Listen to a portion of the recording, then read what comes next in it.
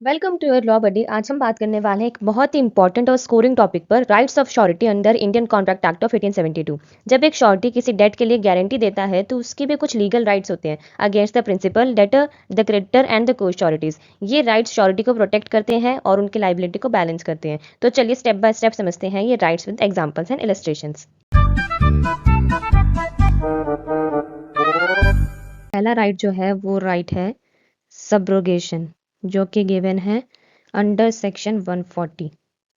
ये जो राइट है ये कहता है कि जो कॉन्ट्रैक्ट ऑफ गारंटी था क्रेडिटर, प्रिंसिपल, डेटर और श्योरिटी के बीच में, जब प्रिंसिपल डेटर जो है वो डिफॉल्ट पे था तो सिक्योरिटी ने सारा का सारा जो अमाउंट प्रिंसिपल डेटर ने लिया था वो क्रेडिटर को दे दिया।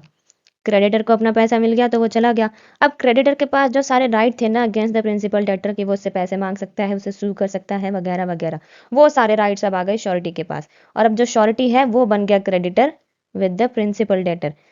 अब वो श्योरिटी क्रेडिटर बन गया तो उसके पास सारे क्रेडिटर के राइट्स भी आ गए और वो प्रिंसिपल डेटर से अपने पैसे निकलवा भी सकता है। अगर वो नहीं देता है तो वो उसे सू कर सकता है। ठीक है। अब अगर आप सेक्शन 140 पढ़ते हो तो उसमें एक टर्म लिखी है इन्वेस्टेड। ये जो टर्म इन्वेस्टेड है ये कहता है कि ये डील करता है, एक नेसेसरी है एक रिटर्न असाइनमेंट हो, यानी कि ट्रांसफर ऑफ राइट्स हो क्रेडिटर से श्योरिटी की तरफ।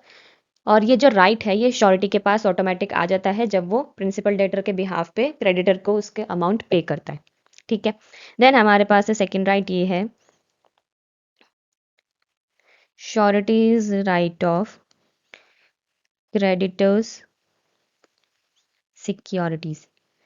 अब मान लो कि एक प्रिंसिपल डेटर है, एक क्रेडिटर है और एक श्योरिटी है।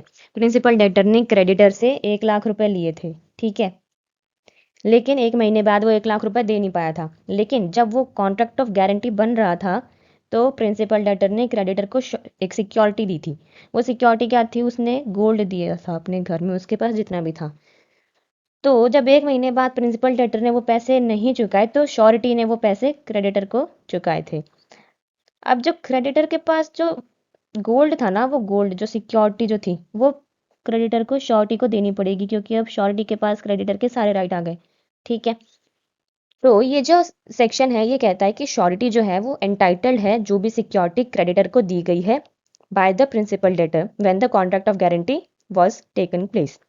ठीक है। और साथ ही साथ अगर श्योरिटी को पता भी ना हो कि प्रिंसिपल डेटर ने कोई सिक्योरिटी दी है या नहीं दी है, अगर उसे नहीं पता है तो भी क्रेडिटर की वो जिम्मेदारी बनती है कि वो सिक्योरिटी श्योरिटी को दे।